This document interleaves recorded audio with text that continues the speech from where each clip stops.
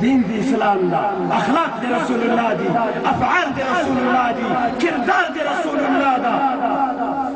نتبوي على الطريقة لأسقيناهم ماء غدقا. الله وإذا بي سلامكم ظاهرة ترجمتهم ده آيات ماء غدقا فأبو كثير من فالدير أبوبا خياو تفسير بها هذه سنة الله تفسير كلاي مراد ماء غدقا مال كثير خيستي رزق واسع خيستي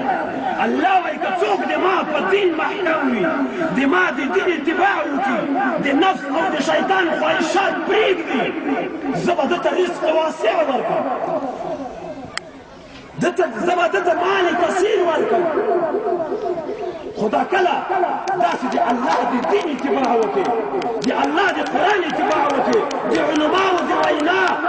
اتباع وکړي او دا په ځان تطبیق په کور باندې تطبیق او په خپله محله کې تطبیق کړي. لاسقیناهم ماء غدقا نو دې نه رزق واسع مراد رزق واسع مال كثير ما تدير دي مال شوقياني دغه نن زمانہ دغه نن عصر دا د دنیا شوق دا دین ولې پاتې ده دا دین شان ته پاتې شو ولې محبت د دنیا پیدا شو مینه له دنیا سره پیدا شو د شیطان په لار تک پیدا شو د نفس خواهشات پوره کول میدان ته راغی. او دا شاعر څه وایي رحمان بابا وایي ښه متوجه سئ انسانیت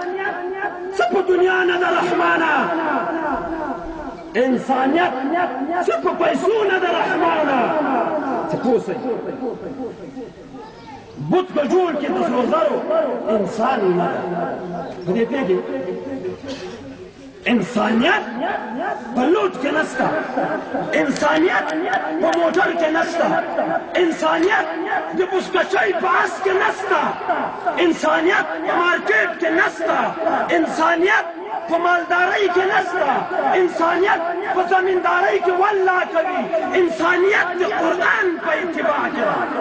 انسانیت دغه چې ما ورته پرې راټولي د رسول الله صلی الله علیه وسلم په اتباع کې او ما ورته یې په څه کې لټوي ما ورته یې په دنیا کې لټوي ما ورته یې په جاه و جلال کې لټوو ما ورته یې په ډېرو پیسو کې لټوو خو لار دې ورکه کړې ولا سوړه دې غلطه کړې دا ومنه دا تعارض څه وایي الله العزة لله ولرسول عزت الله لره ده عزت رسول الله لره ده عزت مؤمنین لره ده و د پنځلسمې صدۍ مسلمانه ته مجاهد ملت ته مجاهد قوم د تا په کلي کې د کونډو ځای نه کېږي د تا په کلي کې د صغیرانو ځای نه کېږي د تا په کلي کې د بېوزلو ځای نه کېږي د تا په کلي کې د مسکینانو ځای نه کېږي او ته راځې پیسې د شیطان په لار ورکوې خو خدای ته مو ګورئ رسول ته مو ګورئ ولې سمع عرض تاسو ته دغه ملک دې ما ورته دغه منطقه دې ما ورته درته عرض مې وکړو چې دغه درې دېرش کاله تا په شیشه ټوپک ګرځوو د روس مقابله دې کوله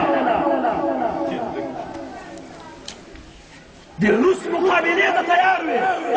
شهیدان دې ورکړل ژوندي ورک دي تر ننه یې ښځه انتظار ده تر ننه یې زوی انتظار ده تر ننه یې لور انتظار ده چې د ما پلار به راسي هغه له خاورو لاندې ده ژوندي روسانو خط نه کړو نو زه تاسې مسیرانو او سپین ږیرو او د ما ورونو او د ما عزیزانو او د ما قومه او د دې منطقې مسلمانانو دغه په دې خاطر کفار کوي زمونږه عزتونه سره لوبې کفار کوي زمونږه عزتونه سره لوبې په دغه حال باندې سترګې پټول راته مشکل دي د کفر په لمن کې د پردو خلکو ته وایم د کفر په لمن کې د پردو خلکو ته وایم ایمان او د غیرت نه تېرېدل راته مشکل دي لعنت دې وي په دغسې بېننګو لیډرانو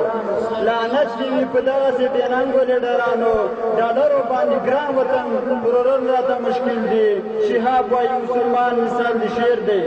شهاب وایي مسلمان مثال د شعر دی نو ځکه بدماشي د بل منل راته مشکل دي جزاک الله ډېرو محترمو